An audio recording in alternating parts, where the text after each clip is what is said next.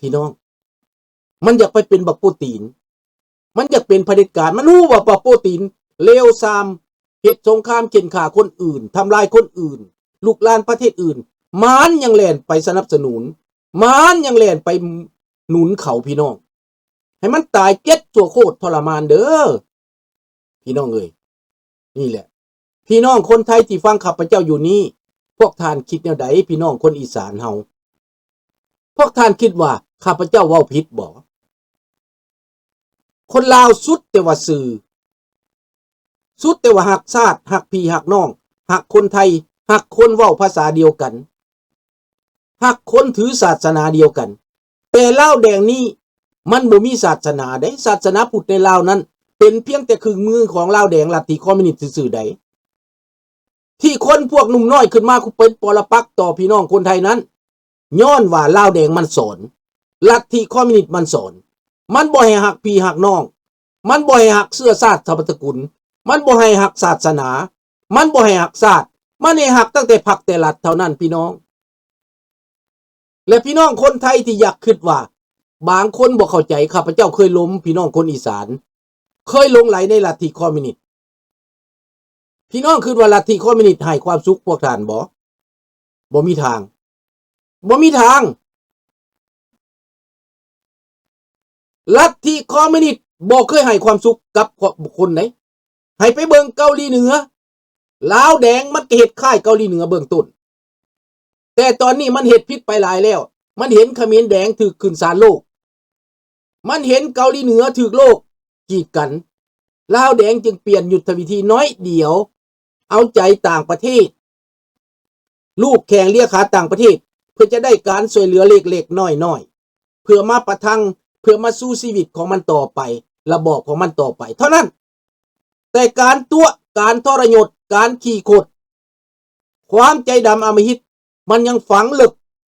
อยู่ในสมองของมันคนพวกนี้ลุงสุนทรผ่านมาด้วยตัวเองประสบการณ์มาด้วยตัวเองจะบ่ให้ไผมาบอกจะบ่ให้ไผมาตัวจะบ่ให้ไผมาหลอกอีกเพราะว่าข้าพเจ้าผ่านมาด้วยตัวเอง5 ปีที่อยู่ภายใต้การปกครองของพวกมันข้าพเจ้าสุดทนสุดฝืนสุดอดทนถึงขั้นลูกตายไปถึง3 คนภายใต้การปกครองของระบอบอันนี้ขนาดอยู่ในโรงพยาบาลถึงขั้นประชาชนเนี่ยมันสิเป็นจังไดพี่น้องก็คิดเอา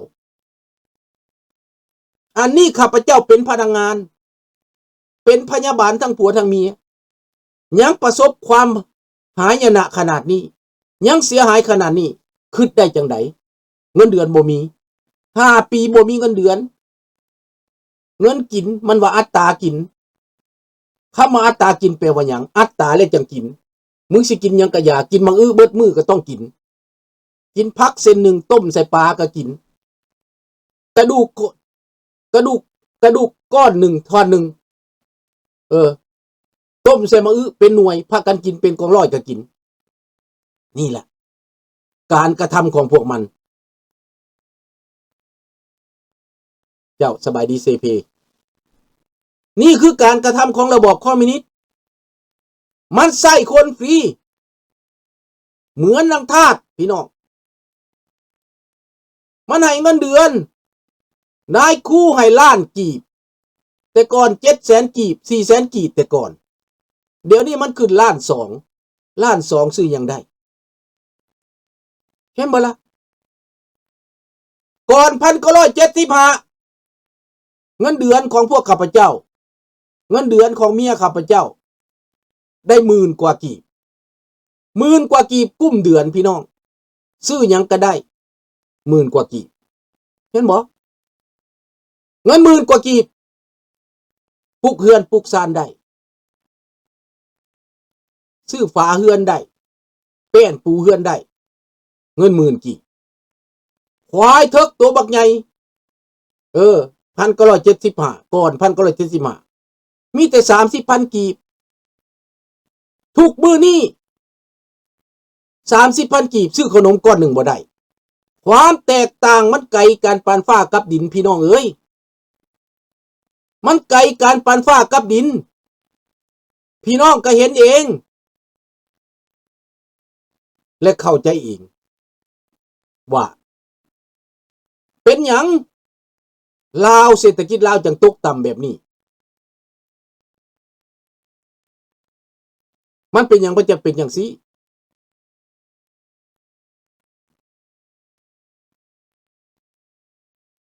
กะลี่เดียวนี้ล้านหนึ่งบ่โอ้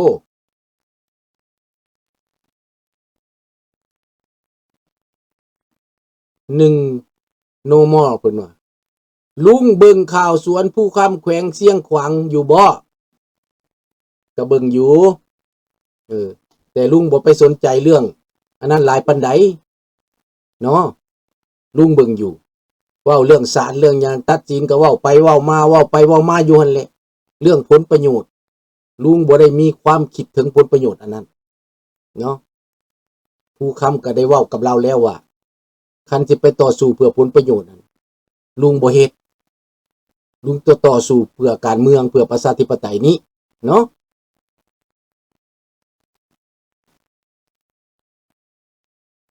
มันก็แก้หน้าแก้ตัวไปอยู่เรื่อยๆหั่นแหละพวกนี้พวกโจรหาห้อย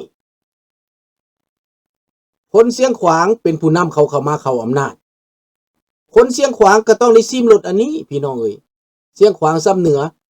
แม่นเอาพวกนี้มาอยู่ในอำนาจเอาพวกนี้มาฆ่าคนน้ำแก้วเข้ามาแม่นคนพวกนี้เข็นฆ่าพระเจ้าแผ่นดินพระเจ้าชีวิตก็เป็นคนมาแต่เสียงขวางมาแต่ซ้ำเหนือเอาพวกเจ้าพวกนายไปเข็นฆ่าก็เป็นคนพวกนี้ตัดสินใจแล้วในตอนนี้ประชาชนเสียงขวางก็ตกอยู่ในฐานกรรมลำบากคือกันบาดนี้ขอโทษนำพี่น้องเด้อว่าความจริงนะพวกข้าเจ้าหลงเด้ข้าเจ้าหลงสนับสนุนยกย่อปอปั้นผักหลัดเดี๋ยวนี้เอาแก้วเอาจิกเข้ามาบ้านเข้ามาเมืองเจ้าห้องได้พี่น้องบ่แม่นธรรมดาได้พี่น้องข้าพเจ้าเห็นข้าพเจ้าก็มีน้องเคยเป็นคนเสียงขวางเป็นทหารปฏิวัตินี่แหละแต่มันตายแล้วโยนตกตายพี่น้องข้าพเจ้าบ่ถามสบายดีพอความได้พี่น้อง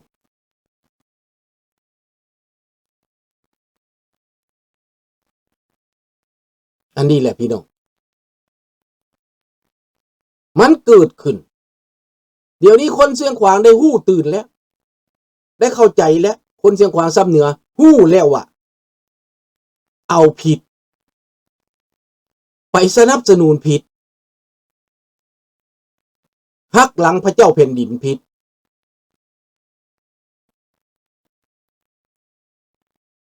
นี่แหละพี่น้อง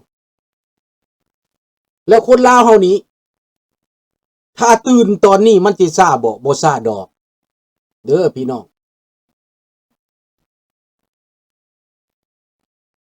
สุพรรณวงศ์ก็ตายคือลุงเงินโพว่าหั่นแหละตายหากเลือดออกมาแค้นสารภาพกับนักข่าวต่างประเทศริโซเปอร์กราเมอร์ว่าถือแก้วต้มคือโฮจิมินห์ใส่แก้วไก่สอนพรหมวิหารเป็นเงาตามตัวแล้วประกาศยึดอำนาจหักหลังวันที่2ธันวาวันที่12ธันวา1975นี่แหละพี่น้องมันเห็นบักไก่สอนหักหลังที่ลุงพ่อเพิ่นเขียนให้เบิ่งให้ฟังนะพวกเจ้าก็ฟังเอาลุงนี่ฮู้แล้วว่ามันเป็นแบบนี้นะสบายดีทับทีมแค้นตัวก็แค้นนั่นแล้วอยากเป็นไทยก็บ่ได้เป็นแม่นบ่นั่นแหละมาเป็นลาวนี่แหละสิอยู่ไสก็เป็นลาวนี่แหละเสื้อชาติตระกูลเป็นลาวคือลุงนี่นะสิอยู่ขอนแก่นลุงก็เป็นลาวคำลุงเว้าภาษาลาวอยู่ในเฮือนลุงมีแต่เว้าภาษาลาวขอนแก่นก็ได้พี่น้องขอนแก่นเว้าภาษาลาวเบิดอันแตกต่างมีแต่ผมกับขับเท่านั้นแหละครับผมเท่านั้นแหละจ้าเท่านั้นแหละเบิดเท่านั้นนอกจากหันภาษาลาวเบิดเกี่ยงอดจอดบ่มีหยังสิบ่เว้าลาวเบิด ดังนั้นแหละพี่น้องอย่าไปดูถูกเรื่องราวเป็นใหญ่ลุงโบแมนเป็นไทยลุงโอเป็นใหญ่อยากเป็นใหญ่ก็บ่ได้เป็นขอบใจนั่นละดังนั้นไทเฮานี่นะเป็นลาวอย่าสิถือว่าต่ำต้อยเด้อลาวน่ะมันก็มีเกียรติคือกันกับทุกคนนั่นแหละที่อยู่ไทยอยู่ไสก็แล้วแต่เป็นโลดลาวหั่นบ่ต้องอายลุงไปเมืองไทยลุงก็บอกลุงเป็นลาวโลดได้ว่าภาษาไทยได้ไหมได้ครับเขียนภาษาไทยเป็นครับอ่านภาษาไทยได้ไหมได้ครับแหน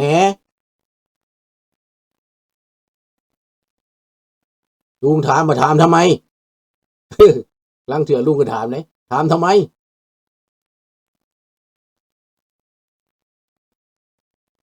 มีคนหัวขวัญลุงหัวขวัญก็บ่เป็นหยังแต่ตราเราชอบหัวขวัญลุงได้ยิงแค่ก็จ่อยอยู่ที่เป็นหยังว่าความจริงมันบ่น่าอายบนใดเป็นลาวดิบๆนี่แหละลาวแท้ๆนี่แหละ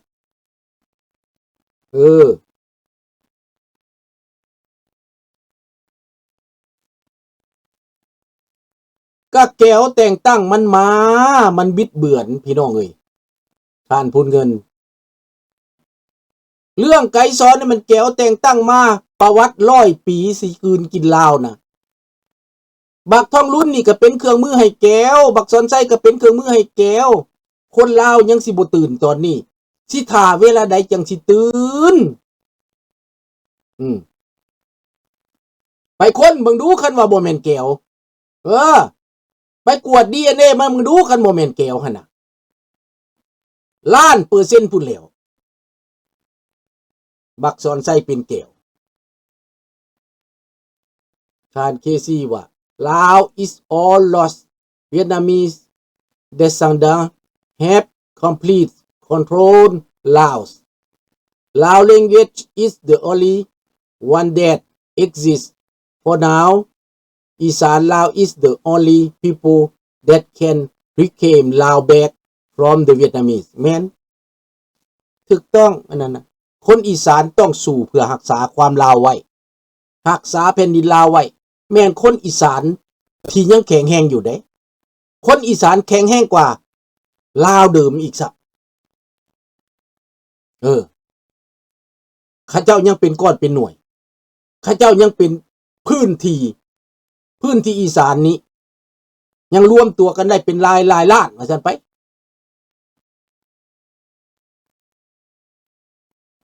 อันนี้ที่ลุงจับประเด็นได้บ่ว่าลาวกับไทยมันหัวใจเดียวกันเพื่อเสรีภาพและประชาธิปไตยนี้เป้าหมายของเฮาคือตอบโต้แก้วตอบโต้จิกพี่น้องคนไทยนี่อาจจะเจอกับจิกเอาเปรียบจิกสีเทาเอาเปรียบไอ้ลาวนี่เจอทั้งจิกทั้งแก้ว